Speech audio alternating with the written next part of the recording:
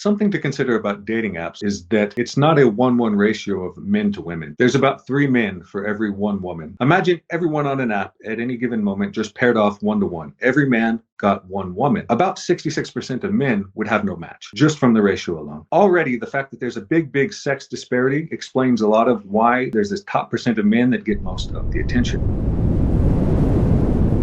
What's your background? So I have an undergraduate degree in psychology. I previously was doing a master's program in research in behavior and cognition, and now I'm in a second master's program in behavioral and cognitive neuroscience. So graduate student, should be entering a PhD program pretty soon. Not the qualifications of many of your guests who are the top tier of psychologists in the world, but working on it. Why did you get interested in attractiveness and dating psychology?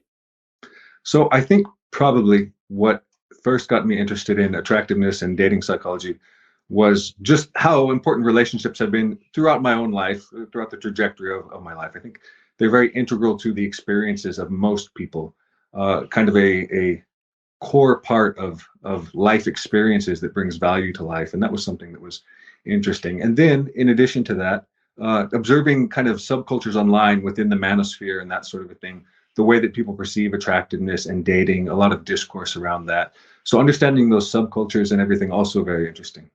It's a fascinating time, man, to consider the potential solutions that are being proposed, the challenges that everybody's facing. One of my favorite tweets that you've put out recently, you do these fantastic tweet threads online that break down, go really deep into the original data, which nobody wants to look at, but apparently you do.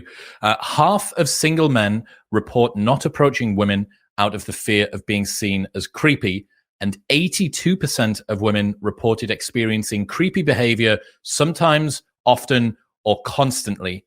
And yet, I saw in a different study that around 86% of women say that they want a man to make the first move. How do you square that circle? Well, on a practical level, if men are afraid to approach, women find a great deal of approaches creepy, how do you reconcile that? Men have to approach, and they're going to be rejected, and they're going to be found creepy at least some of the time, right? There's no other way to reconcile that at some time it's going to happen. Something that surprised me when I posted that thread and that research, a surprisingly large number of people came out and they said, you should just never approach people in public, not at the bar, not at the gym, not on the street, not at school. You should just online date. That's it. We have apps for that now. A surprisingly large number of people basically only thought that apps were the only appropriate venue now for meeting people. But certainly that's not how most people meet, right? A recent survey by the Kinsey Institute, by Match hires the Kinsey Institute every year to do this big poll of singles, nationally representative poll of singles, and only about 10 to 20% are actually meeting through online dating. Similarly, the Pew results from this year that were just published about a week ago for 2002, about 10% of all Americans meet online dating, about 20% of people under 30. So still, most people are meeting in public. A great deal of those are meeting through friends, maybe about 20 to 30%. So that's the way that a lot of people are meeting. Work, school, friends are a big chunk. And then, of course, online is a big one. And social media is becoming a big one as well now. But, at the end of the day, you have to approach, and people will find you creepy. Not everyone is going to like you. And what can you do? As long as you're not violating any major social norms, it's okay to be rejected. One thing that William Costello reminded me of last week was it wasn't that long ago that people saw online dating as for kind of weirdos. Oh my God, you've got an online dating profile? What, you can't meet people in the real world? How strange, how bizarre. It was like a sort of a quirk or some sort of fetish or perversion. Yeah, definitely. And certainly as a guy that's getting kind of older now, I was on OkCupid when it was new, before Tinder. I was on Plenty of Fish when it was very, very new, and no one was on those. And that was the general perception of that, was like, oh, this is kind of a weird thing to do. And now it's become the norm. People almost don't even want to. Certainly there's a cohort anyway of people that literally do not want to meet or approach in person. Probably going out and approaching strangers at a bar would be entirely foreign to them. Because something I didn't mention, okay, so I said about 20% of people below age 30 meet in apps, but about another 20%, according to the recent Kinsey and Match results, are meeting through social media. So that's another big way probably that people are meeting is through their friends on social media, that sort of thing, if it's Instagram or Twitter or Facebook, whatever the case may be. That's interesting. So you're saying that a whopping 4 out of 5 new relationships, a whopping 2 out of 5 new relationships are starting through some sort of online medium. Exactly. And when I saw the recent Pew results that were just published a week ago, I thought, oh, 20% seems low, because I recall results from last year's that said 40% meet online. And then just the same day, or maybe a day or two later, I saw the Kinsey statistics, and I thought, oh, well, here's another 20% in addition to that report meeting through social media. So if you're asking, did you meet online in past results, yes, perhaps you had people responding that were meeting in apps, and you had people responding that were meeting Instagram and Twitter and that sort of a thing. And that kind of gives you that 40%. But certainly online is the way people socialize now. There's a bunch of contradictory data that I've seen about people that meet online having less success in long-term relationships, but also people who meet online getting married more quickly. Have you seen both of these things? I have not. But certainly there are personality differences between people who use apps at all to begin with and between people who never do, right? So that could be one thing that explains a lot of relationship outcomes. Certainly, as far as long-term relationships long-term relationships outcomes, and also relationship outcomes as far as age of marriage, if it's an early marriage, if you get divorced, those are all things that are influenced very heavily by individual differences in personality. And there's a lot of perception that apps are used just for hookups, which doesn't seem to be the case. Most people who use apps, about 70%, report like seeking a monogamous relationship. But at the same time, there have been studies on app use that say, okay, so apps are associated a little bit with people that might score higher in dark personality traits, like the dark triad. Those are going to be people that have very unstable relationships as well, and also be more impulsive. So that could explain why they might be getting married more quickly, more impulsivity, and also why their relationships are not lasting as long in the long term as well. Yeah, these things aren't mutually exclusive. They could both exist together. One other thing that you put to just round out this terrible situation of men not being able to approach women and yet women still wanting men to approach them. It's worth adding that approaching women by itself didn't make the list of things that women consider to be creepy. Thus, there seems to be some disconnect between what women view as creepy and men's fear of rejection or being creepy. Remembering that the very first part was half of single men, I think it was 46%, report not approaching women out of the fear of being seen as creepy. And 86% of women reported experiencing creepy behavior. But men approaching women wasn't one of those behaviors that women class as being creepy for the most part. And men see it as the case. So this disconnect between what men view as and what women actually perceive as. And then the final thing, which I thought was such a great piece of input, and David Buss talks about this in Men Behaving Badly, which is there is a small cohort of men that do almost all of the really creepy behavior. It's serial offenders, one man doing 1,000 creepy things, not 1,000 men doing one creepy thing each. It's not the men who follow women into the parking lot and refuse to accept no that are afraid of approaching women. They aren't the ones that are afraid of being called creepy. So if you are a man who is reticent about approaching a woman, the fact that you are reticent already selects you out of the group of men for whom the creepy behavior would have been accused. Oh, yeah, exactly. That's a great point. Certainly, being approached politely is not one of the things that women typically find creepy. I think a lot of the time with things like TikTok, right? Certainly, you've seen these recent videos at the gym of someone who looks in the direction of a woman, and then it becomes this big online thing like, oh, he was looking at me creepy. I think those can fuel perceptions for men that even approaching a woman or interacting with a woman at all is kind of dangerous. Kind of these 1 out of 1,000 anecdotes that appear on the internet and kind of fuel our popular perceptions in a way. But certainly asking women, is being approached in and of itself creepy?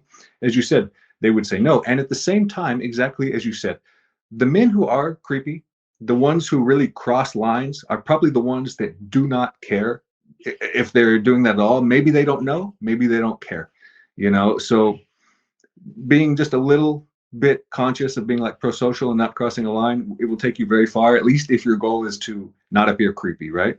Yes, I totally agree. I was thinking about this. I actually went back downstairs from bed last night because I had something that came to my mind, which was that the Me Too movement sought to sanitize the creepy elements of men's behavior, and instead it sterilized all of it.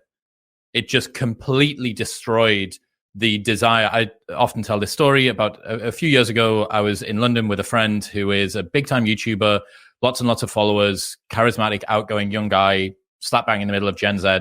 And I was bored of him and what he was talking about. And I said, oh, there's a group of girls over the far side. Why don't we go and talk to them? And he looked at me like I'd suggested that we go and kill them, member them, and put them in a park. That I've been told that under absolutely no circumstances should I ever go up to a girl in a bar, that's accusatory, dangerous behavior, that's me being a creep. And yeah, I think Joey Swole, who is the guy that you might have seen, who's kind of doing God's work at the moment, recentering everyone's expectations around gym culture and whether you should approach girls in the gym or not. I'm actually in talks with his manager about bringing him on the show because I really want to have a conversation with him about this. But yeah, the reason that these videos about approaching girls in the gym are catching fire online is that they're so obviously egregious that everybody understands that this isn't something that's going wrong. That, like, for a guy, there is a threshold of staring that a guy can cross. Absolutely. Like, you can stare too much. But it's not the amount that we're being shown. And the reason that people are getting righteously angry is because it hasn't crossed that threshold. Everybody understands how to behave in it. Almost everybody understands about how to behave in a normal manner. The problem was Me Too tried to sanitize, and instead it's sterilized. Exactly. As you said, most people know how to behave in a normal way. Certainly, if you look at pro-social behavior and antisocial behavior, just throughout the normal day of a person, the vast majority of their behavior will be pro-social or neutral. It won't be antisocial. Most people behave normally in a way that is getting along with other people, kind of not rocking the boat too much, and pro-social, not upsetting other people deliberately or crossing moral bounds or that sort of a thing. So certainly another thing about these videos that we see on TikTok, like you mentioned, Joey Swole, great guy. I love his videos. But people post things on TikTok like this because it gets them clicks, right? It's a whole genre of controversial things that are deliberately designed to offend people, to shock people, and all of that. And they're these anecdotes. A lot of them are probably close to fictional in a way. Did this woman even actually think that this man was staring, or did she know in a very deliberate and kind of Machiavellian way, like, hey, I can make this controversy and it's just going to get viral just because I can predict that, and it's going to get the clicks, and it doesn't matter if the attention is positive or negative. And certainly, those enter people's minds, and then they form this perception of negativity. The same as you said about the Me Too movement.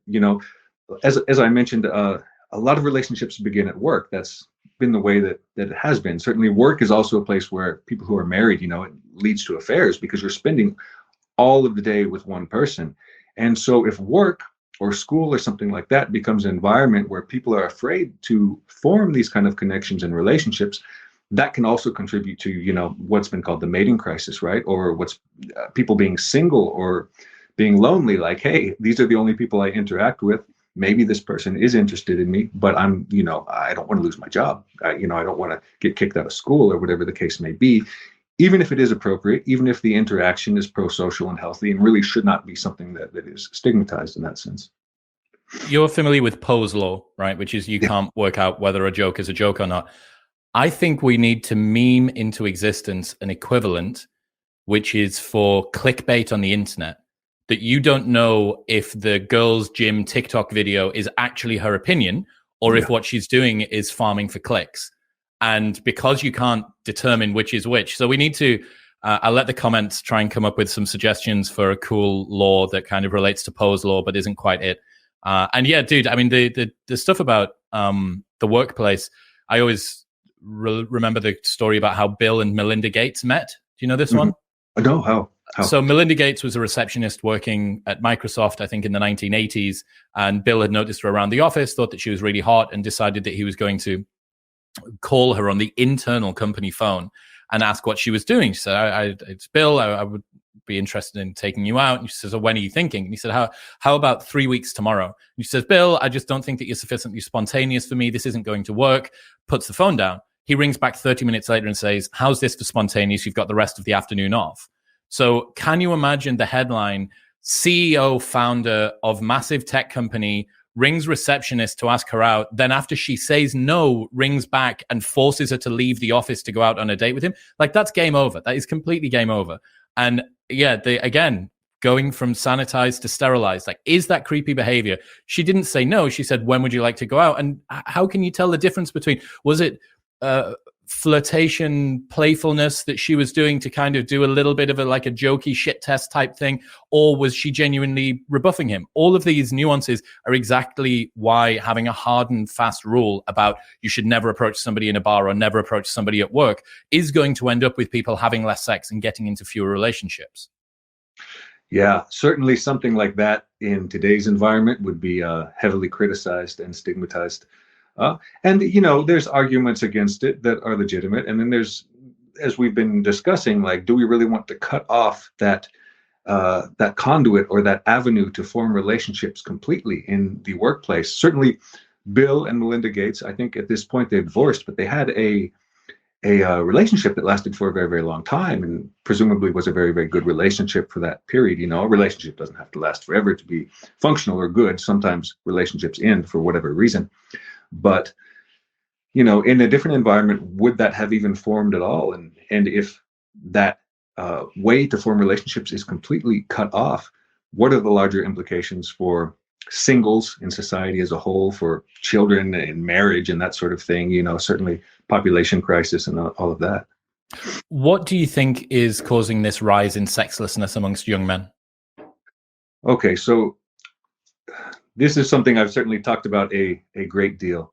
I think there's actually very compelling evidence that a large amount of the variation in that is caused by a decrease in alcohol consumption. About 30% of the variance from a recent study that I read could be attributed to lower alcohol consumption. In the 90s, certainly I'm old enough where I was coming of age in that area, people would go to parties very often. They would drink, they would have sex when they were drunk and that sort of a thing. And alcohol contributed a great, great deal to casual sex. Young people are using much, much less alcohol. They're using drugs at lower rates as well. And in addition to that, people are extending, or I should say young people are extending their adolescence. There's many fewer young people between 17, 18, 19 who have jobs, who are getting driver's licenses, who are entering school, particularly men, in that case, fewer entering university at that age. And so you have this extended adolescence. You have what has been a trend, I say alcohol, but it's actually a trend as far as lower risk aversion, because sex at that age, with strangers, casual sex, or forming relationships, it's linked to some degree of risk tolerance. It's sort of a risky behavior. And certainly people were taught that in the past when it was more common, like, hey, don't go out and have unprotected sex. Don't have sex with strangers. It's risky behavior. And now the youngest cohort of adults are kind of following that advice more. And they're saying, hey, why is no one having sex? Why are people not forming these relationships and all of that? Another interesting thing in the Pew results and in the recent Kinsey results as well, about half of people who are single, both men and women, report, and this is for individuals under the age of 30 as well, report not actually looking for a partner. So again, a great deal of the variance in singleness seems to be people who have dropped out. And is that because they really don't want to date, or they become frustrated with the dating market? More research would need to be done to look into that specifically. But for whatever the case may be, a lot of that variance isn't people that are out there really hustling, trying to find a boyfriend or a girlfriend. They've given up, or they don't want to date, or something like that. And if there's a generational shift in people who legitimately do not want to date the opposite sex or the same sex, whatever the case may be, that's an interesting question, something that really needs to be examined a lot. I wonder how much of that is stated and revealed preferences smashing up against each other. If somebody asks you, are you single? Yes, I am. Why are you single? Because I want to be. That's a much more acceptable, publicly acceptable answer to give than I'm trying and continue to be rebuffed, or I can't find somebody that's attracted to me, or, for women especially, I can't find somebody that I'm attracted to. It's a really, really difficult answer to give, I would imagine. But yeah, I wonder how much the degrading and the evaporating of hedonic kind of Larry behavior has contributed to this. I certainly remember my time at university, which was 15 years ago, and we would go out, drink heavily, go to lots of parties. That was uni. The university part of university got in the way of partying. It was one long party that was interspersed every so often with exams that I had to remember the lectures that I didn't attend to try and continue to stay at university. But the advent of smartphones means that we're all living in basically a panopticon, that at all times, any drunken mistake that you make is captured and put on the internet, and you could potentially turn into a meme. If you are dating someone but not official, you're going to get rumbled. There are fewer opportunities for people to kind of make up and break up because you've got to change your relationship status or delete their photos from Instagram. MGK and Megan Fox broke up yesterday or the day before, and she went and did all of her photos with him. And, you know, everybody's relationships are a lot less private than they used to be, even the people for whom they want to try and keep them private. The people that aren't, you know, movie stars or rock stars. So, yeah, I think that definitely contributes. An overall trend of risk-taking behavior being diminished definitely seems like it makes sense. Yes, and in a way, social media enables a sort of risk aversion that we have never seen in the past. If you wanted to interact with people in the past, you know, say in the 90s, you know, you go to a party where there's all the people, you're going to be drinking, and maybe at the end of the night, you and someone else who was drunk, you do something, and even if you read it in the morning, whatever. But if most of your social interactions are with people online, you can carry out an entire relationship with someone online, a romantic relationship with feelings and that sort of thing, and never actually meet them, never have sex, and be very, very cautious with that person before you actually decide to meet in public. So there can be a long lead up to actually meeting, which is certainly, and having sex in that case, or forming a relationship, or whatever the case may be, that is very, very different from, you know, I met someone in a bar and I got drunk and we went home at the end of the night. Those are very, very different situations. So I think in a sense, social media, being able to have social groups online, relationships online, most of your interactions and socialization online also puts kind of a layer of protection between you and the world that may not have existed in the past. Yes, it's like a prophylactic against any kind of discomfort. And the same thing, it goes back up to what we were saying before. Men being afraid of approaching women, they already had this predisposition toward it in terms of rejection. And now it's been tuned up even more with not wanting to be cancelled and have their name smeared on the internet. And then women also are increasingly concerned. The post-Me Too era has definitely caused women to be more vigilant around men that misbehave. Maybe that's meant that women are a lot more safe, but it's also meant that some women who aren't unsafe consider themselves to be unsafe. They are looking for problems where they're not, the kind of fire alarm hypothesis of negativity for how humans have that negativity bias as well. What about women raising their standards? Do you think that they've been doing that over the last few years? I'm skeptical of that. Certainly, that's a very, very common narrative in the manosphere, particularly in relationship to online dating. The idea that people on apps have, particularly women, I say, women on apps have access to this huge list of men, and they can pick from the best ones at any given moment, and that has raised standards. I think that's probably not the case. Certainly, there was a large study in about 2018 that looked at longitudinal data from before and after when Tinder was released and the rise of online dating. And it looked at Greek students, right, in students in fraternities. So kind of like the students that you would expect to be the most risk-taking, to be the most popular, to have the most sex, the jock athletic chads. And these guys only self-reported about, you know, one extra partner per year on average following Tinder. Another thing, certainly we talk a lot about the self-reports and stuff with these sexual behaviors, but sexually transmitted diseases also did not rise in that time frame. Whereas on the other hand, where we do see a current rise in STDs is among a cohort that's actually much younger, about 15 and 16. So I'm not sure that it's really the case that exposure to more mate options has made women raise their standards in a sense. I think it might be the case, though, that well, I mean, it is the case apparently that many are just refusing to date. They're not enjoying what they see out there. And there's many things that might contribute to that. Certainly questions like obesity could be one, you know, where particularly in the United States, where you see a lot of people falling into the obesity epidemic. Perhaps mate value overall for men and women kind of has dropped. Fewer people are attracted to one another.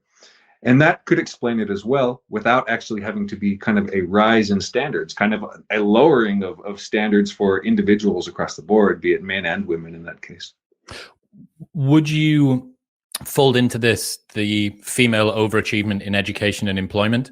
Obviously, you don't need standards of women to rise if their level of achievement has gone up. It's not as if you need hypergamy to get any worse. If women start to sit further and further up the overall both sexes dominance or competence hierarchy, you end up with women having the tall girl problem, right? That they have fewer and fewer men that are up and across. Exactly. And certainly that's something that has been researched a lot and that they're looking more into recently, right? We're beginning to see more women graduating with undergraduate degrees. We're seeing women beginning to earn more than men across many fields and many areas. Women outnumbering men in educational roles, having higher graduate degrees as well. And if it is the case that women prefer men who are high in status, right? Hypergamy. The idea is that they want men that are high in status, but that means high in status relative to them in some sense.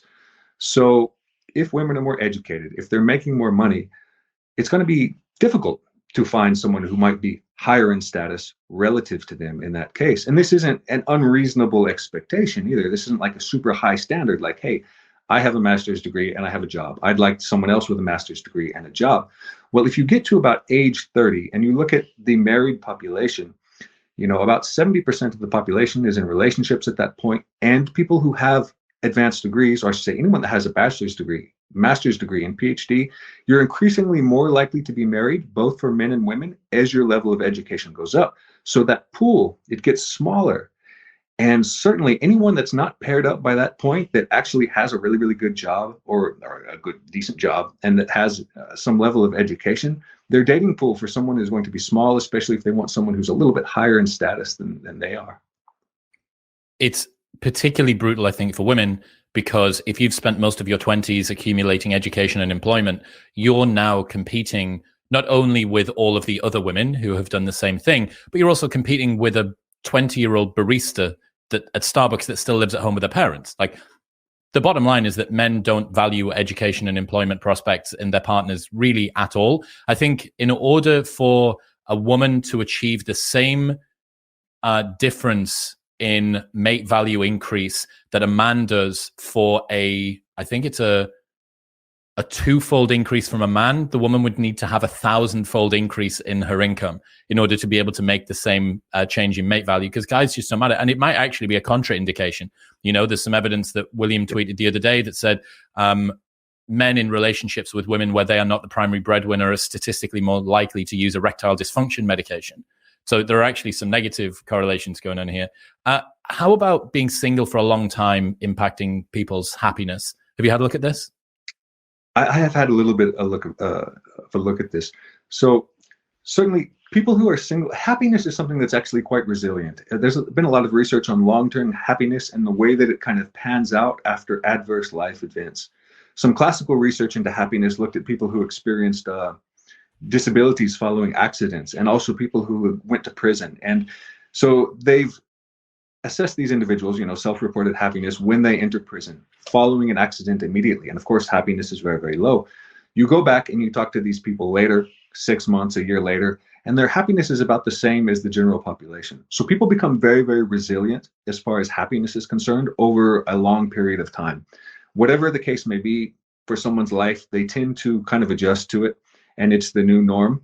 So I'm not sure if long-term singleness directly impacts someone's happiness, but certainly on an intuitive level, you would think that it would. And if someone wants to be in a relationship, because maybe they come to acceptance that it's not going to happen for them, and you know they accept that and their happiness adjusts and they move on. But if someone is very, very focused on this relationship goal, and they're continually thwarted, that's an ongoing frustration that can stay with them. And certainly, even if it didn't manifest as something that would show up if you gave someone a measure of happiness, it could certainly manifest in other areas of their life as some sort of discontent. Are fewer people in relationships overall now? Have you got any data around that? Well, overall in the population, so I looked at the General Social Survey statistics for 2001. So the most recent GSS is for 2001. And people in relationships, even in younger cohorts, have actually been pretty stable as far as that's concerned. Typically, when you look at the youngest cohort, about 18 to 25, anywhere between 40 to 50 to 60%. In the recent Pew data now, it said 60% of men, and that was just from a few days ago, and that's actually pretty high. If you look back to about 1984, it was about 46% of men. So in the youngest cohort, there's more single young men. It has been going up.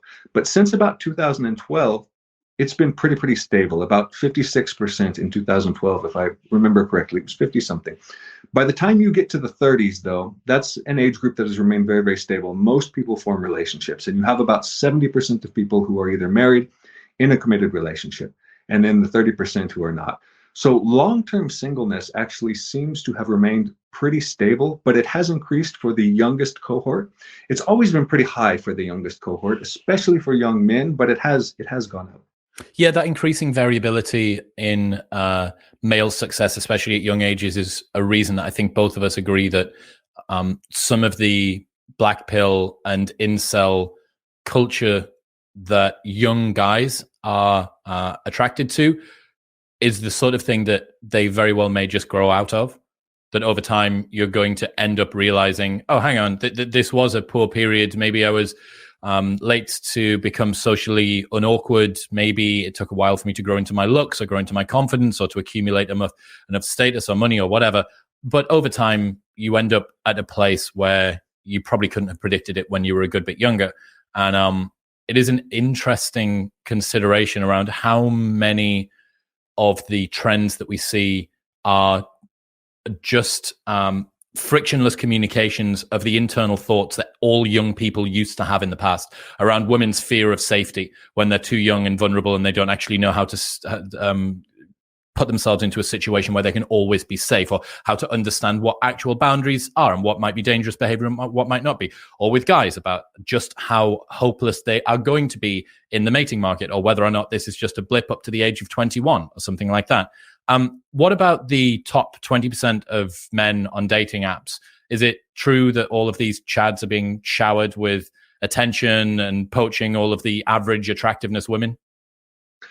Well, something to consider about dating apps, first off, is that it's not a 1-1 ratio of men to women, right? There's about 3 men for every 1 woman. So even if, imagine everyone on an app at any given moment just paired off 1-to-1. Every man got 1 woman. About 66% of men would have no match, just from the ratio alone. So already the fact that there's a big sex disparity explains a lot of why there's this top percent of men that get most of the attention. So certainly that's something that has been seen pretty consistently. Another thing is actually, if you look at the ratio of likes for profiles, this is from the book DatePsych by Christian Rudder. He looked at this as far as a ratio, and certainly women get more likes, women swipes or whatever the case. Well, this was OkCupid, so I guess it was likes or even messages in that case. And I think that was from back in the days in OkCupid when you could just send a message to someone. At least I think it was that long ago when that data was from. Certainly I remember you would just write someone a message. There was no match or pre-selection kind of thing. So certainly women get more attention on these apps. There's fewer women, men are less choosy, and men have this strategy where, they will just swipe on literally everyone, throw out the big net and see what fish are caught in that sense. Women are much more selective. There was a recent study as well that found kind of a shift in selectivity over time. The more women swipe, the more selective they become as well. So the app has an acute effect in that sense on making women more selective. So there is kind of this select group of individuals on apps that it works for. At the same time, outside of that data, other papers and studies on Tinder show that about half, including the Pew recent data that was just released just a few days ago, they had an online dating survey as well. About half of people on these apps report being happy with them. About half of people report having gotten a date from them. So it's not the case that it's only 20% of people who ever get any action from an app, so to speak. I think another thing that people kind of misconstrue about that is they see this ratio of attention and they think, oh, these people are monopolizing all the women. They're having all the sex with all those women, but certainly swipe data or who goes on dates or who gets messages is not the same as like, oh, these people are actually meeting up and having sex or even going on dates for that matter. So what's that term that you talk? Is it the socially select sexual few or something, that there's basically the people that are the most sociosexual just keep having sex with each other? What's that? Exactly. So this was a term that I first found, I think, when I began researching sexually transmitted diseases. They referred to the promiscuous 10%. And certainly these are people that score very, very, very high in sociosexuality. Sociosexuality is a measure that indicates basically people's willingness to have sex with strangers, have more casual sex. They're less sexually restricted, more willing to have sex in that sense. So this promiscuous 10% in research on sexually transmitted diseases described, okay, we have this 10% of people who report having way more sex. This is both men and women. When they get tested for diseases, they report their sexual behavior, and they constitute a much larger percent of the population that's responsible for, the spread of these diseases, so to speak. And these are people largely having sex with one another. So rather than the idea that there is 20% of men who are having sex with all of the women, because this is something that has never been shown in any of the data. And that's something that you would see in sexually transmitted disease statistics. People talk a lot about self-reports. If you look, because certainly what do self-reports show? They show that about almost 50% of men and women in 2021, per the General Social Survey data, report no sexual partners. Another 20-30% or so report one. About 85 to 95% report having sex only in a monogamous relationship. So as far as self-report data goes, across any data set that you use, people report overwhelmingly being not especially promiscuous. And then you have that promiscuous 10% who makes up between 5 and more people in a year, one partner per month new or something like that. And this is the same population, the same cohort that is responsible for, or I should say responsible for, but that when they go in to get tested, they constitute many positive tests for sexually transmitted diseases as well. This is your way of splitting apart the revealed and stated preferences thing. Right. Okay. So yes, I understand. What about attractive women? Are they the ones that are having a lot of sex, or attractive women extra promiscuous with this dearth of globalized sexual marketplace and sheikhs on Instagram being able to message them to come out to Dubai? Well, certainly the research seems to indicate the opposite, with the most attractive women actually indicating fewer partners, and women who are neither the least attractive nor the most attractive reporting more sexual partners.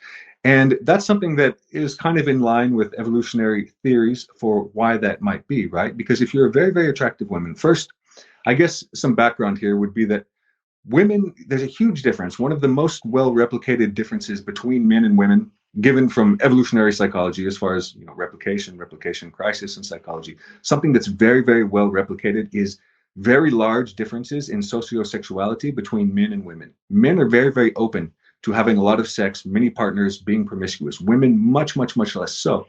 So given that basis, a very attractive woman physically has many, many more options. She can be more selective.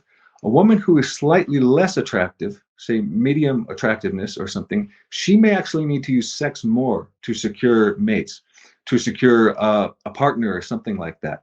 And in that sense, sex serves as sort of a function to secure a mate in that sense. And then people who are very, very low at the end of attractiveness, they may have difficulty finding a mate at all in that case.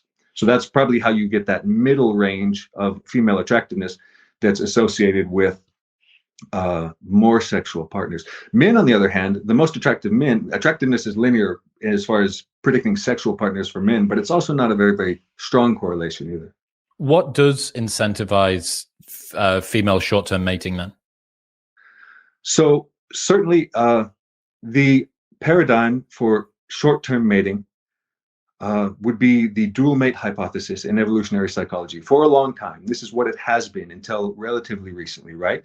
And the idea here was that men and women, but we'll talk about women specifically in this case, have a dual strategy for selecting a mate. One strategy is looking for a long-term mate who can provide resources, form a pair bond, and raise a child, basically. And the other is a short-term strategy. And that short-term strategy was very closely related to the ovulatory shift hypothesis, right?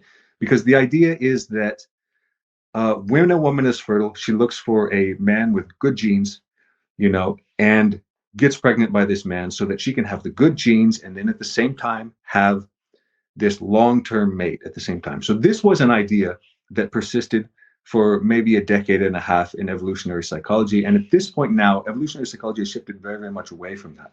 They've said, there actually isn't that much evidence for this dual mate hypothesis. Something David Buss and Schmidt recently wrote in an article on sexual strategies theory, which is what I've just described. It's called sexual strategies theory. Was that really this short-term mating strategy probably only applies to a very, very select few women. And those are going to be women who score very, very high in sociosexuality. If you look at, as I mentioned, sociosexuality, big sex differences. If you were to look at the two distributions, they're about 1.5 standard deviations away from one another, if I remember correctly. So a lot of men and women don't even overlap at all as far as these sociosexuality scores. So what would drive short-term mating in that case? Well, one of the big motives mentioned in the recent article by Buss and Schmidt would be money. And certainly that's not what a lot of people, I think about when they have this short-term mating discourse. They think, oh, they want a Chad who's hot and everything and all of that. But if money is a big one, and you can see this in things like sex work, you can see this in things like the kind of, who is this recently? Leonardo DiCaprio. He finds very, very young women. Now, he was an attractive man before, but he's getting very, very old. Do we believe that these women are interested in Leonardo DiCaprio because he is an attractive man or because he has many, many resources? So these are things that would incentivize short-term mate strategies. But more interesting than that, perhaps, is that the shift has gone from saying, people have this, all women have this dualistic mating strategy, short-term and long-term, to saying, okay, there's actually a lot of overlap between short and long-term mate strategies. That short-term strategies may actually be kind of a springboard or a doorway into long-term mate strategies. A good example of this, reported by David Buss in his research, was that about 70-something% of women who have affairs, they report, for example, being in love with their affair partner. And this has led to kind of this new paradigm in evolutionary psychology that's called the mate switching hypothesis, which is that short-term mating is not something apart from long-term mating. It's not going out there to secure the good genes. It's looking for a new long-term mate. So this short-term mate, this playing the field outside, might be like, okay, maybe my satisfaction with this mate has decreased, but I don't want to break up yet. I need some kind of security going into a new relationship. So I'm kind of exploring these short-term things to see if they become something larger or something longer in that sense. Yeah, women monkey branching from one relationship to another. I found it so interesting because the dual mating hypothesis was founded by Buss as well, right? Yeah, so David Buss comes up with this theory, then he kind of reassesses the data, recants his original theory. And the problem is, it's kind of like the same thing when you have a newspaper article that accuses someone of something and then publishes a retraction a little bit further down the line. The issue that you've got is the retraction never gets as much exposure as the original accusation does. And now we are stuck in this sort of liminal space where the guys that did the study say that the study no longer holds water, and this original theory is still continuing to kind of plow ahead. I don't know. I can't really work out why it's the case that the dual mating hypothesis seems to keep moving when the guys that say, because it hasn't replicated either, right? When they tried to do this again. Certainly. So something, that David Buss said in this recent paper, it's titled Sexual Strategies Theory, 2021. It might be a book chapter in the new Oxford Handbook of Evolutionary Psychology, or it might just be a review. But, he says, okay, so these aren't entirely contradictory. You can have short and long-term strategies, but this mate switching seems to be much more common, and this, actual women pursuing short-term strategies pretty rare. So that's something to consider. What hasn't replicated well, so one of the things that this was very, very heavily based on initially was, it was called, the dual mate hypothesis, but a longer title for this, or a version of this, would be the dual mate hypothesis of ovulatory shifts. And the idea is that when women ovulate, when women are fertile, that's when they're especially attracted to men with good genes, right? And that's when they're more likely to cheat and all of that. So that's what specifically hasn't replicated very well. What we see instead is actually that women are pretty much attracted to the exact same type of men for long-term and for short-term relationships. The reassessment that Buss and Schmidt kind of made in this paper was like, okay, so good genes are not just physical either. Good genes include things like intelligence. They include things like prosocial behavior. They include the behaviors that would make someone stay with a partner and raise a child and provide resources and all of that. So why would none of those things be selected for in a short-term mate? Why would it just be physical? That's one issue with that. we don't see the shift in actual preferences. That's the big thing that has not replicated, that I think undermined this a lot and kind of caused that shift away from it, was we don't see that women seek men who are more physically attractive when they're ovulating. They want physically attractive men all the time. And so that's something, you know, if you talk about the black pill, they're not wrong about that. People like physically attractive people. They like facially attractive people, muscular men, and that sort of thing. That's a real thing. So, and that's something that persists for both long-term and short-term. So we don't see that there. Another one that kind of hasn't replicated well, that would have lended support to that as well, was the good genes, immunocompetence, testosterone hypothesis. And the idea is, okay, so when women are ovulating, they're attracted to men who have very, very high testosterone. High testosterone signals good genes. Why is that? Because high testosterone causes a handicap in immunocompetence. To have high testosterone, you're actually lowering your immune system a little bit. And that means that you have to be especially fit to have high testosterone. So none of that has really replicated very well. So many of these things that we think of as signaling good genes from an evolutionary standpoint, perhaps they don't. We don't see the switch in mate preferences for short-term and long-term as previously believed. And we see in actual behavior, as well as reports, that a lot of these short-term relationships are kind of, as you said, they look more like monkey branching than they do a different strategy. They look like someone that wants to leave, a woman that wants to leave a relationship and enter a new long-term relationship. There's huge differences in sociosexuality, huge sex differences in preferences for monogamous relationships as well. All of that kind of leads toward, okay, women probably are not engaging in a lot of short-term mating. And in a way, it's almost like when people talk about women that way, it's almost like they ascribe more male personality characteristics to women. It's almost like if I were a woman, that's what I would do. But that's, yes. You know, women are very different in a lot of these ways. You've mentioned the black pill's relationship with attractiveness there. Do you think that inceldom is all about looks? Well, I think the most interesting thing that's going to happen, I think, in research on incels is when someone does a paper where they actually get a good sample of incel photos and get some attractiveness ratings. And then we can know to what extent looks are involved. I don't think looks are completely irrelevant. You know, there's a lot of people that are like, looks don't matter. They just have bad personalities and all of that. You can find some famous ones, you know, Elliot Rodger or something like that. This was a man who facially, you know, he could have had a girlfriend. He wasn't ugly in that sense. But there's an intersection there where if people are not especially handsome and they have some personality issues, and when I say personality issues, I'm not saying bad people, but if they suffer from anxiety, which recent research on incels has shown, if they suffer from depression, many self-report autism. They have official diagnoses of autism about twice the rate, according to recent research by Brandon Sparks as well. You know, William Costello, he found that they suffer from depression and anxiety and that sort of a thing. Those are things that can impact your relationship a lot. And if you have some of those things going on and you're not the most handsome guy, then you have this intersection that's going to make forming a relationship really, really difficult. What do you think guys get wrong about what women find attractive? So, okay, so I did a short survey on the web about the Giga Chad. I took just one photo. Most people, I think, will know the Giga Chad, this meme. I think he's a very handsome guy, but importantly, he's an extremely dimorphic guy, right? His face is extremely masculine, big chin, big brow ridge and everything. So he has an extremely dimorphic face, and he's also considered to be very handsome, at least in these kind of meme subcultures of the black pill. That's why he's called the Giga Chad, because he is kind of the archetype of the most attractive man. So I ran this across a large sample of men and women.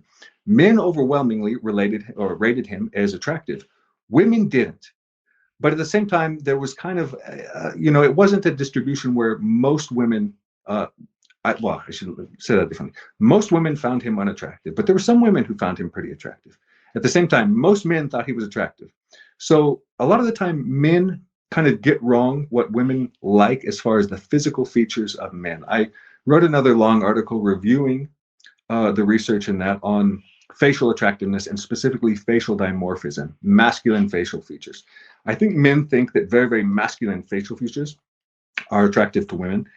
Usually it isn't the very most dimorphic faces that are the most attractive to women. If you think about a really dimorphic face, It's kind of like a gorilla in a sense. But it's probably not going to be the least dimorphic face, the least feminine. There's a lot of research on how averageness is attractive. And sometimes when I say that, people think, what do you mean? How can an average face? Certainly average is not attractive, but average in this case means features that are not too extreme, that are symmetrical, that are not too extreme. So those are some things that predict facial attractiveness in any sense.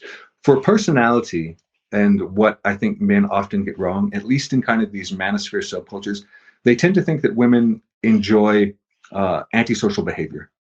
They tend to think that women are very, very attracted to certain antisocial traits, which is typically not the norm. So if you look at something like the dark triad, for example, there is research that indicates that the dark triad is attracted to women. So the dark triad is this triad of traits that are antisocial: psychopathy, Machiavellianism, and narcissism. So looking at those individually, some of those actually predict attractiveness better than others, primarily narcissism. And that might be because people who are narcissists pay more attention to their own appearance, and because their behavior is very different. It seems like Machiavellianism doesn't actually predict this kind of attractiveness, not attractiveness as far as physical ratings, nor mating success as well as the other two do. So those are certain things to consider. Yeah, it is interesting about how the common held wisdom on the internet about what it is that women want. I had a Seth Stevens-Davidowitz on the show who wrote Everybody Lies and Don't Trust Your Gut. And in Don't Trust Your Gut, he did a autistic data scientist's approach to optimizing his personal appearance. And he split tested, there's websites where you can do this now, but he actually back-ended this back in the day. He grew a beard, put a photo of him with a beard up. Should I get a beard? Should I have glasses? Should I have my hair short? Should I have my hair long? Should I wear this? Should I wear that? And he basically split tested all of the different iterations of his appearance down to, I should have a beard, wear glasses, blah, blah, blah, this particular like collection of things. And he is now, by his own admission, in a relationship with a girl that he's punching out of his league with. And the reason that happened, he said, and he has data to back this up, which is that you want to try and make people love or hate the sort of look that you have going forward. You don't want to be everybody's just okay. You want to be some people absolutely go for you. And the same thing goes for personality as well. That he said his girlfriend, maybe even now fiance, before they even got together, was with her friends and talking about being single. And they said, so what are you into? And what are you into? And what are you into? And they turned to his future girlfriend, said, what are you into? And she says, I just love nerds. I can't say what it is about it. I have such a soft spot for nerds, and that is the kind of guy that I find the most sexy. And sure enough, down the line comes Seth Stevens-Davidowitz, ex-data scientist at Google, and like literally the guy that's just done a spreadsheet to work out how he should look most attractive. But there you go. There's your nerdy guy. Now, certain corners of the internet would say, oh, well, that's just her beta bucks on the way to an alpha fucks solution or whatever it is. I don't know. It seems to be unlikely to me, because a lot of the time I've seen guys get into relationships with girls who really love funny men, or really love artsy men, or really love athletic men, or really love whatever. It's not all pointing in this sort of unidimensional, one-directional way of up and across toward hypermasculinity. The higher your testosterone, you're always going to win. Like, there's certain universals, symmetrical face, for instance. I've never heard anybody say, you know what it is, I just love an unsymmetrical face. That's not something typically that I've heard. But there are far fewer universalities than I think people would find. And when it comes to guys and advice for guys in dating, I think sticking to some of the absolute undeniable rules, and then going, okay, what am I really, really good at? If you're really, really good at being the artsy guy with a hanging earring that can play the guitar, like, lean into being Mr. Guitar Player thing. Or if you're the super funny guy, Pete Davidson's the route to go, whatever it might be, you can become more of what you are. And that to me seems like not only the smartest route to go down in terms of being effective with women, but it's also the route down which you're going to feel like less of a fraud. And this was something else that you've brought up with, which is this sort of pickup artist to incel pipeline that you had tracked through some data. And I think one of the reasons that a lot of guys became disenchanted with the pickup artist community was that what they realized, even the ones that were successful, if you were successful at pickup, what it taught you was that the role that you played was all that women were attracted to. And the further that the role that you played was from the person that you genuinely are, you realized, oh my God, I am so inherently unlovable and deficient in myself. However, women are this game to be played. They're this adversary to be won. They're this competitor that I'm supposed to gain control over. And if I play the game right and use the correct series of neurolinguistic programming languages, I will be able to win this game. And for the people who did try pickup and it didn't work, either because they weren't able to do it correctly or because there was something about them that meant that they couldn't get it to work in no matter what they did, it was also disenchanting to them too. So pickup to me seemed like a unfalsifiably disheartening approach to dating. Certainly. So what you mentioned about attractiveness, let me comment on that and then go to the pickup, because there's two interesting topics. So a lot of research on facial attractiveness up to this point has looked at how much people agree on attractive faces. And when you look at inter-rater correlations across a whole group on attractiveness, they seem really, really high. You can get correlations between like 0.6 and 0.9 for facial attractiveness ratings, which makes it seem like, oh man, people really agree on what an attractive face is. And it's true if you look at that metric. If you look within that metric, if you run an ICC correlation and you look at pair ratings, the correlation is much, much lower. It can be about 0.2 to 0.3 or something. You're going to have to explain what you're talking about here. Certainly. So if you take a big group of people and you have them rate a face and you look at their ratings, then you'll get a correlation that seems very, very high. Like most people agree on what an attractive face is. If you take two individual people out of that group at random and you look at their correlation, and then you take two more out of that group at random and you look at their correlation, and then you compute that, you'll say, wow, people don't really agree at all. There's actually a lot of variation on an attractive face. There's a good paper, I think it's from 2016, maybe it's a little older, by a researcher named Honeycup, and he plots it out on a plot. And he says, okay, so here are all the actual faces, and here's the highest rating and the lowest rating. And almost every face, regardless of how attractive it was, got a really high rating and a really low rating. I recently ran a survey, I have it up on the website now. I took faces from the Chicago Face database, and I selected these faces, male and female faces, to be kind of below attractiveness. And about all of these faces got about 25% of people that said, okay, that face is good enough, I would date it, even though they were all kind of unattractive faces, as far as pre-ratings went. The pre-ratings, highly correlated. The ratings that people gave, the participants, highly correlated within each other and to these pre-ratings. So people all kind of agreed on the attractiveness of these faces, even across different questions that I asked, like how attractive are these relative to the population? How attractive do you find them? At the same time, if you go through all of these faces, every single one of these faces had people that rated it like, a Likert scale, 1 through 7, 7 most attractive. Every single face had at least someone who said it was a 7, a 6, a 5. So there is a great deal of individual variation in an attractive face. Even if most people agree that a face is unattractive, there's still going to be a pretty large cohort that says, I actually kind of like that face. So that would be maybe Seth, the unconventional dude that manages to bag a hottie because he's exactly what she's looking for. Okay, and then what about pickup to incel? Great. So there was a cool paper from a few years back called I don't think the title was the Incel PUA to Incel Pipeline, but that's basically what it described. It might have been called Mapping the Manosphere or something like that. So this used network analysis, and it looked at something like 52 forums that were red pill forums, MGTOW forums, Manosphere forums, PUA on Reddit, and then it looked at some of the big forums online outside of Reddit as well. And it used content analysis to kind of identify users or identify the kind of discourse and content and track how those moved over time, and as far as active users and active discussions and stuff. So a lot of the PUA and red pill forums, they declined. And then incel forums, boom, they appear on the timeline, and already they're beating everyone else. And they're looking at users that basically migrated from one to another. And you see a lot of cross-migration in the discourse from those early PUA forums to the later incel forums. And so the idea from that is kind of like, okay, a lot of people began in PUA communities and they moved into these incel communities. Similarly, a lot of people that began in these red pill communities, they now have a lot of overlap with the MGTOW communities, which MGTOW is, of course, men going their own way, men who do not want to date, kind of similar to incels, kind of not. So you see these communities that began kind of like as self-improvement and dating advice for men, like, hey, you want to be with women and you want to date, and we're going to give you like the tools for that. And maybe they didn't work, because now all of the men have gone to these communities that said, no, we're going our own way now. We don't want to date, or, oh, we're just incels now. Either way.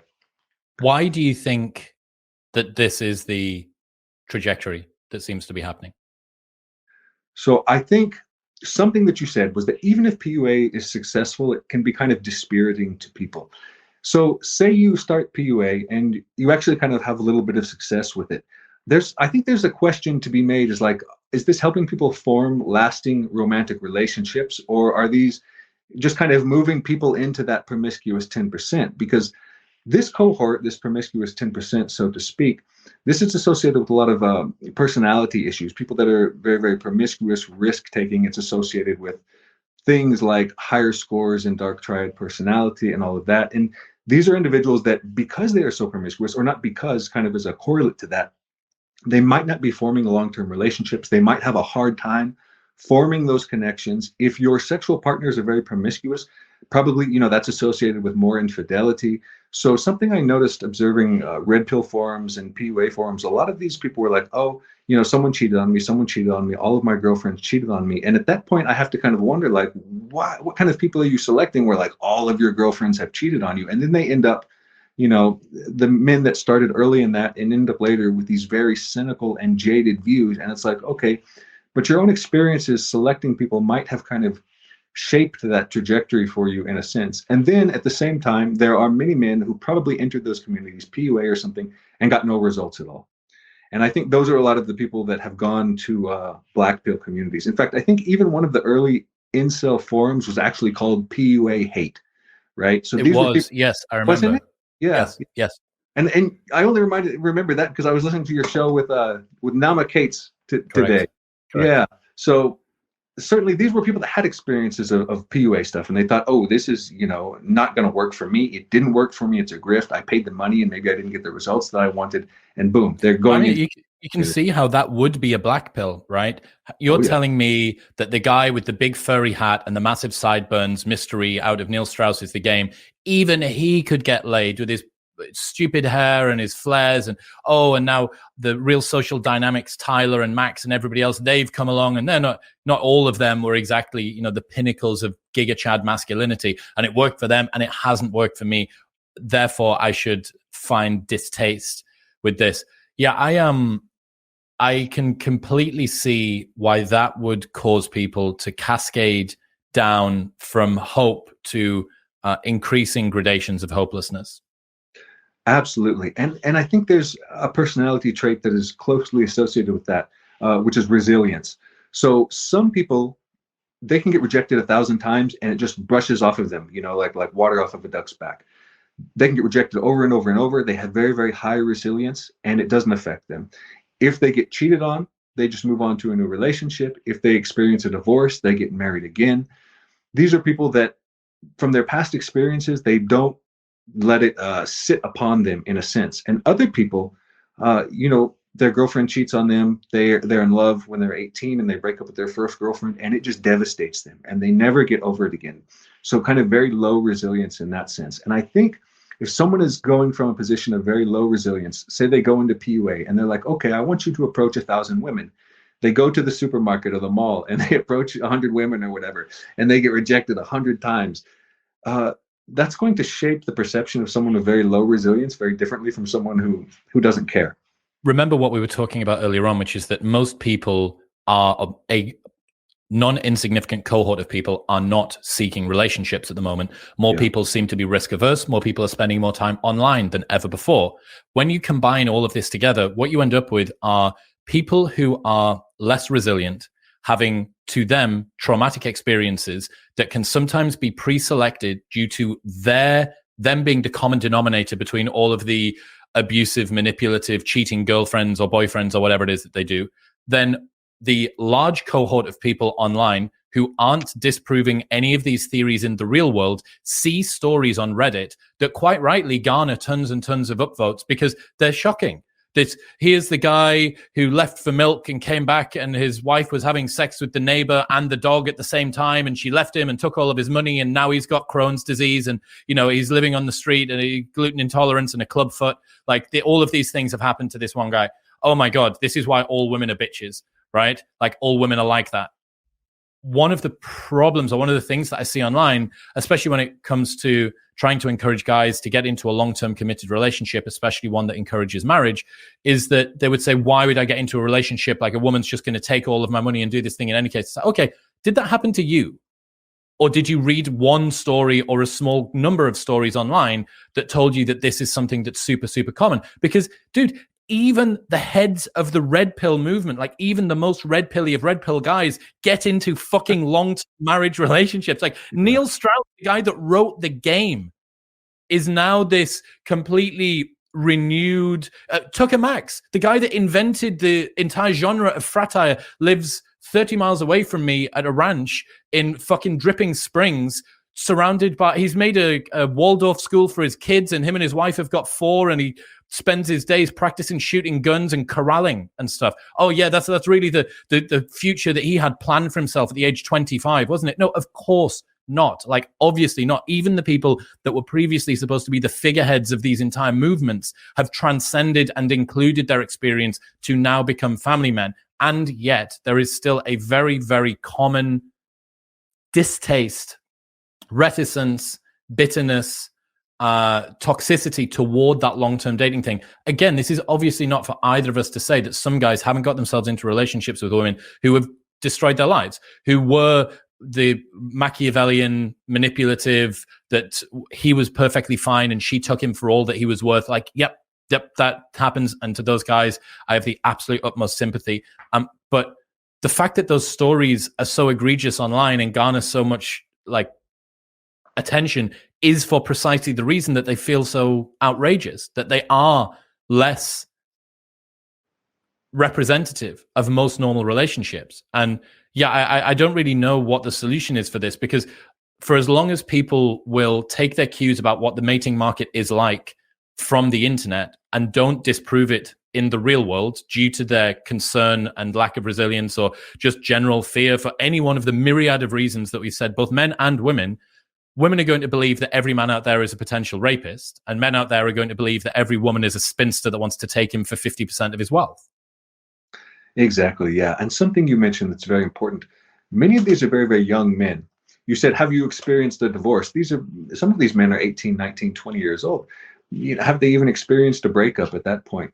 They do not need to be worrying about someone taking their house if they don't even have a job and they don't have a house and they're living in the basement and that sort of a thing. Baby steps first. Worrying about forming a relationship, becoming resilient to deal with breakups, because most relationships will end.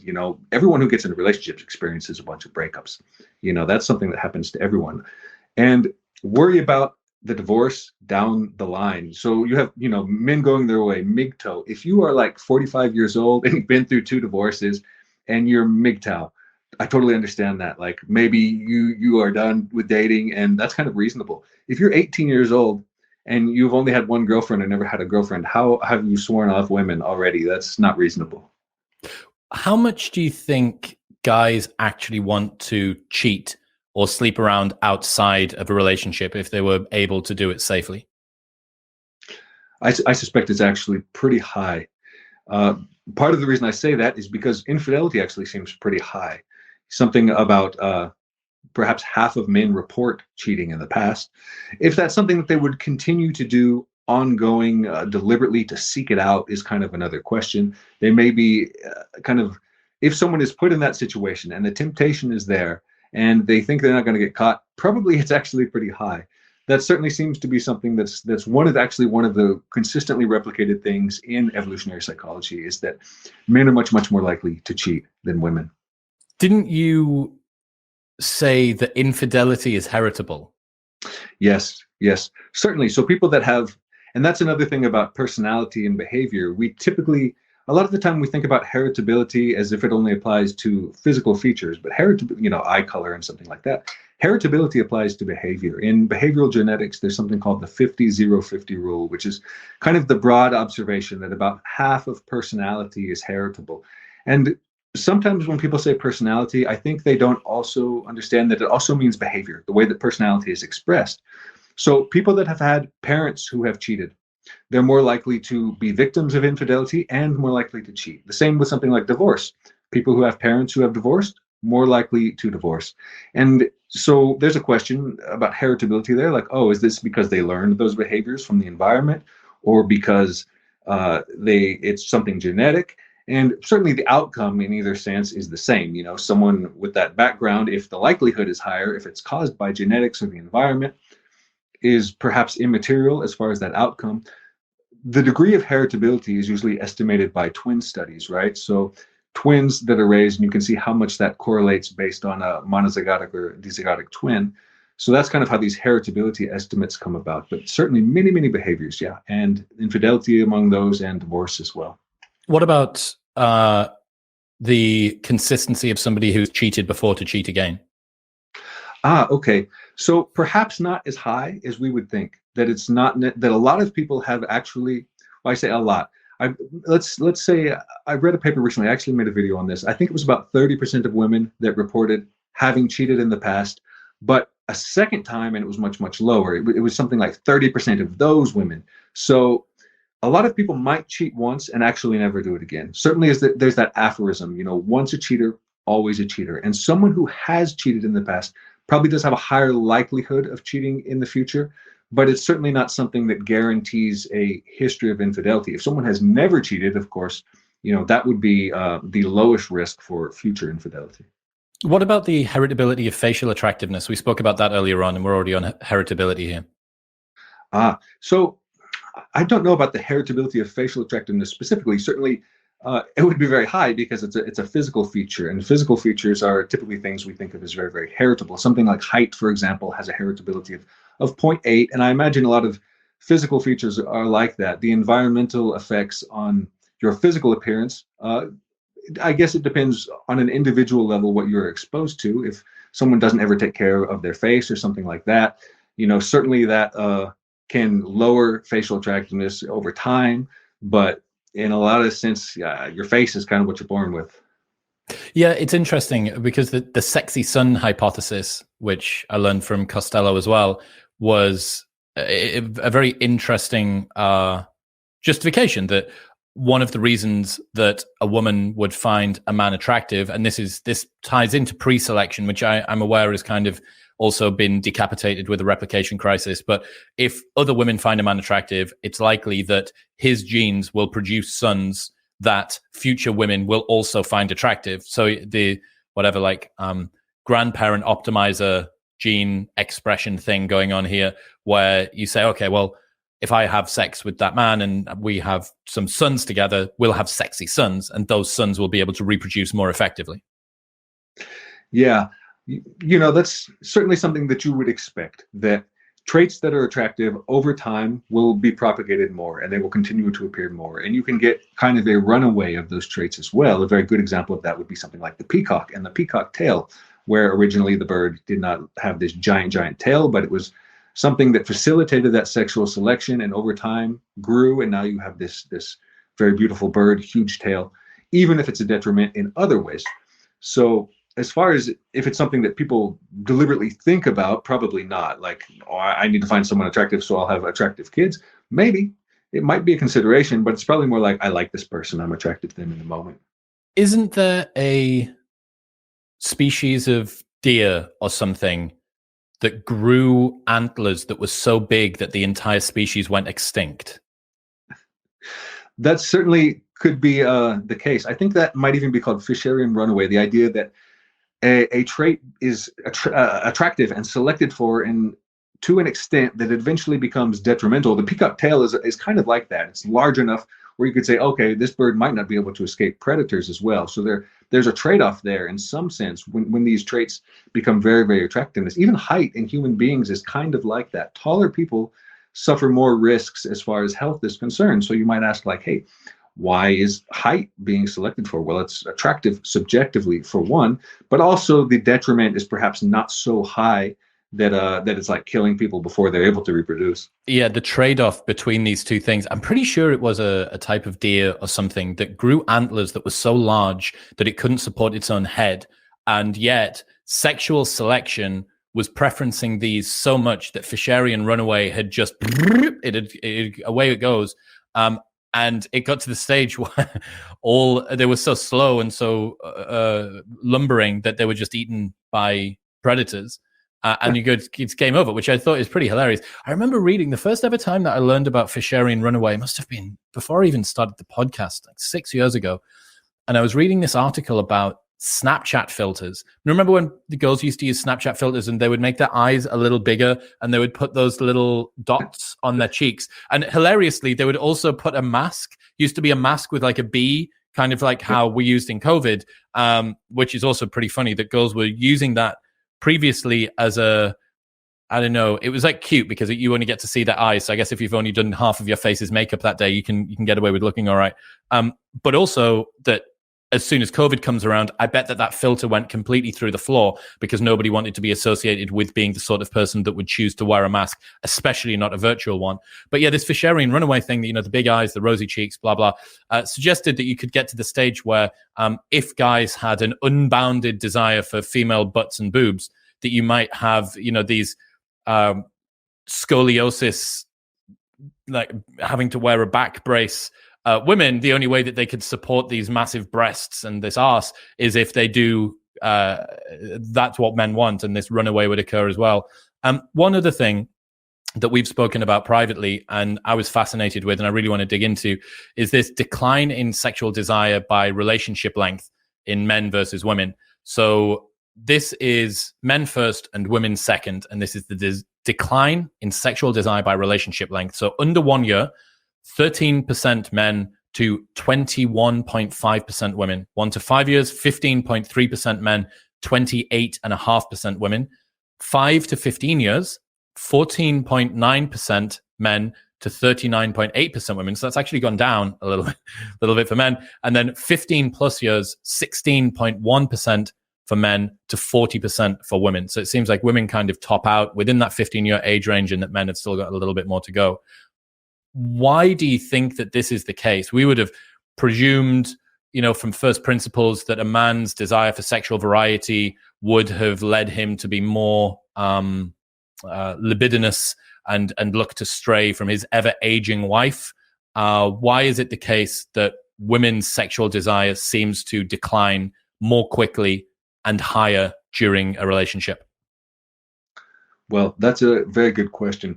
Part of this can probably just explain by something like the libido gap, that there tends to be a large difference in libido, in desire at the very, very outset for men and women. But over time, that's something that can contribute probably to divorce as well and to relationship satisfaction, this big decline in libido over time. What could be the case that I've heard hypothesized as well is that as time goes on, if a woman has no children or if she has a past child, there could be a benefit to finding a new mate at that point, right?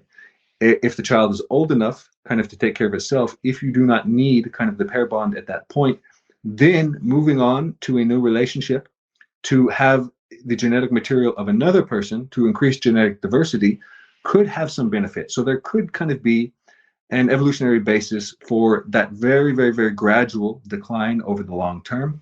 That's one hypothesis. I don't know how much validity that has, but it's something that I've seen out there. Certainly another explanation that I think is a bit more intuitive is that when you look at decline over a very long period of time, like 15 years, so we're talking about people that are married, and the average age for marriage is about 30. These are people that when you see that peak of decline, we're looking at people who are about 45 years old. By the time people are 45 years old, certainly not only has a lot of the novelty in a relationship worn off, which may or may not matter, but a lot of people aren't taking good care of themselves at that point. Obesity crisis, people have gotten older, they're less physically attractive. Libido for men and women both goes down with time, and some of that could just be due to kind of that general aging process as well over time. Because certainly it's interesting to me that it's just so much higher. Women double even from year one, where you already can factor in that base rate of women's lower, the libido gap. it doubles for women, and for men it increases by like 20%. It goes down. It does. It goes down a lot. And certainly a single good explanation, I don't know if it exists. Something else to consider as well is that women in general have lower sexual satisfaction, as you mentioned, as far as orgasms as well. Certainly something like the orgasm gap. And if you're already starting out at kind of a low place, it can drop a lot to zero without a problem. If you're starting at a higher place, that might be enough motive to kind of continue with sexual behavior and to seek it out, even if the sex isn't that good and you're a man. Say you start at, you report, I have 90% sexual satisfaction, and then it drops down to 70, and it's like, well, whatever, the sex, at least I still get off. For a woman, it might be like, I didn't get off that much, and now this thing is just an ordeal and a chore, and it's something not only that I don't get pleasure from, but that is actively disagreeable to me. And so maybe that can explain some of that big drop as well. Because disgust sensitivity for women is significantly higher, and as soon as you drop through a particular threshold from that, sex goes from, I imagine, William Costello said, sex to men is like pizza. There is good pizza and there's pizza. There is good sex and there is sex. Whereas to women, there is such a thing as bad sex. To men, there isn't really not such a thing as bad sex unless you descend into some ninth circle of hell after a night out. I wonder as well how much perhaps the introduction of hormonal birth control has got to do with this. The fact that women's self-rated sexual satisfaction when they come off birth control tends to be lower than that of women who met their partner when they were off birth control and are now still off birth control. If you're naturally cycling throughout, your levels of sexual satisfaction don't decline as much. And this is because women who are on birth control seem to prioritize different sorts of criteria amongst mates. They tend to opt for more provisioning. They seem to have a greater preference for objective metrics of success, like income and education. And that means that when they come out of a hormone-fueled stupor, they can actually be like, oh my God, I'm in a relationship with a guy that I don't find that sexually satisfactory. However, you can see that this is the case because the natural cycling data that's been assessed has arousal level at exactly the same. So it's the same level of arousal, women that are on hormonal birth control and women that are off hormonal birth control. The problem that arises is the level of sexual satisfaction has decreased quite sharply for women who decide to come off. And that would be, during this period as well. Perhaps you've been together for, between 2 and 4 years, something like that. And maybe we've got married and now we're going to try for kids because, typically that's still the way that a lot of people decide to do it. Even though it's actually less than 50% now. So 50.1% of children born, 51.6% of children born outside of wedlock in the UK last year, which is pretty crazy. That's huge, yeah. And certainly, as you said, hormonal birth control there's actually a lot of mixed results on that as far as the direction that it pushes things. And on an individual level as well, some people will report hormonal birth control absolutely killed my libido. Things were good when I was on it until I stopped. I took it and then it raised my libido.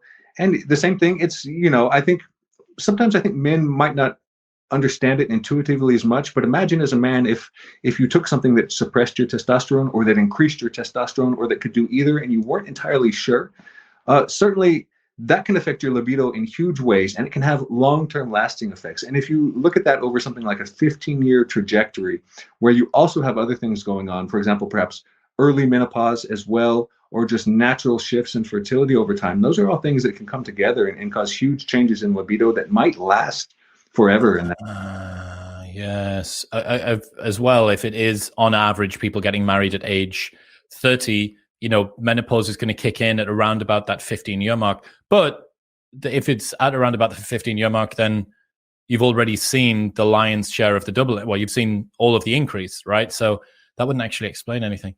Strange, very, very interesting. One of the other things I've noticed, you've been accused of having a pro-feminist or a purple-pilled view of dating. Why do you think that is? Yeah, I see people say that occasionally, but I also see it depends who disagrees with what I have written at the time, because someone might say, oh, it's an incel, and then someone might say, oh, it's a feminist. So if someone is coming from a very different perspective, whatever I say is going to be something that they don't like to hear in that sense. certainly, I don't come from a perspective that hates women or that hates men or anything like that. And I try to report the research and what it says. And sometimes that doesn't paint men in a very good light. Sometimes it doesn't paint women in a very good light. And in cases where the research might say, oh, here's something kind of unflattering about men, then they'll say, oh, why don't you say something bad about women? And if it's the other case, then perhaps I'm a misogynist or something. So certainly a lot of that is from the perspective of individuals in that sense. Yeah, I understand completely. It's the conversation around men's and women's discourse has become so adversarial online. And it's one of the things that I've really loved about doing the episodes over the last sort of 12 to 24 months on this show, because at least 50% of the evolutionary psychology researchers I've brought on have been women, and they're just as scathing of women as anybody else. In fact, most of the episodes that are critical of women have come from women, which has been particularly useful for me, because if it was the other way around, it would be far easier to criticize what we were talking about. But yeah, man, if I could gift the entire world of dating advice one thing, it would probably be to learn about the lack of intersexual competition that people have going on, and learn about how vicious intrasexual competition is. It's like, look, you're not competing with the people across the other side of the aisle from you. You're competing within your own tribe. Like, men compete with men for men's stuff, and women compete with women for women's stuff. That's why there's gossip, and that's why there's posturing, and that's why men lower their voices when they're with other men and around attractive women. Like, all of the myriad ways that we're completely stupid. Like, that isn't because those people of a different sex to us are the ones that are fundamentally our adversary. They're our ally. They're collaborators. They're supposed to be someone that complements our life, that doesn't compete with us within it. And the problem is that it's not a particularly sexy narrative to sell online, because I wrote this in the newsletter actually that I put out today, which is anybody online who generates goodwill toward themselves by primarily identifying an out-group that you're all supposed to hate is someone that immediately I'm super skeptical about. Like, my grift and shill radar is on at maximum hypersensitivity, because look, like, if you can't get people to bind together over the mutual love of an in-group or of whatever movement it is, even if the movement is simply curiosity or knowledge or intellectual like trustworthiness, if you can't get people to bind together over that, a very easy charlatan's solution is going to be to say, yeah, but at least we're not them. They're the problem. You go, okay, Balaji Srinivasan was on the show, and he said a few months ago, socialism is the quickest route to be able to put yourself at the head of a mob, because what you do is you identify the people that have everything and we don't, and they're the problem. And it's like sour grapes at an existential level that people within, and this is the same, this isn't just the world of like bad men's advice, this is the world of bad women's advice as well. Like r/pink pill, or the female dating strategy, that stuff as well. All of that is exactly the same. Like, you're pointing at the other side and saying that they're the problem. Go, okay, really great, high agency, sovereign way to take control of your life there. Yeah, definitely. As far as relationship outcomes go, if you go into a relationship hating the opposite gender or looking at the opposite gender very negatively, that's already sabotaging your relationship from the beginning. How are you going to have a relationship with someone who you view negatively as some intrinsic part of them? That's a lot of the discourse in these manosphere communities, online dating communities, not just manosphere, but dating communities, as you mentioned, for women as well, which is a lot of negativity and vitriol toward the other sex. And certainly that's extremely counterproductive if you want to have a good relationship. Especially, something interesting in the data as well is when people get older, they lose most of their friend group. This occurs about the mid-30s. And the person they spend most of their time with is going to be the person they're in a relationship with. Friend groups go to zero for most people at that point. And they spend most of the time with colleagues at work or a spouse. And it's like, okay, if you're a heterosexual man in a relationship, you're going to be spending the next 20 years with one woman. Do you want to hate that person, or do you want to have like a good time with that person? Something else actually very, very related to that. So Dr. John Gottman, who is a marriage researcher, classic research of his, he identified these 4 horsemen of the divorce apocalypse, so to speak, which he could observe couples. And some of this has been questioned if it's replicable or not. But the idea was he could observe these couples and predict who would be divorced within like the next couple of years, with like 90% accuracy. And he identified these 4 things. And the top one of those was contempt. And that's what you see an enormous amount of in these in these discourses of relationships, which are primarily, like you mentioned, like female dating strategy or red pill or something. These are people that are struggling to date and struggling to form relationships. And at the same time, they hold massive contempt for men or for women respectively. And it's like, wow, you're already entering this with like the behavior that just predicts right at the very outset that your relationship is going to fail. Dude, I love that. Look, Alexander, I really appreciate your work. Everybody needs to go and follow you on Twitter and check out the stuff that you do. Where should they go? Well, on Twitter at DatePsych. I got a website, datepsychology.com, and YouTube is alex.datepsych. So any of those, mostly active on Twitter. And yeah. All right, man. Until next time. Thank you. Thank you. Great chat. What's happening, people? Thank you very much for tuning in. If you enjoyed that episode, then press here for a selection of the best clips from the podcast over the last few weeks. And don't forget to subscribe. Peace.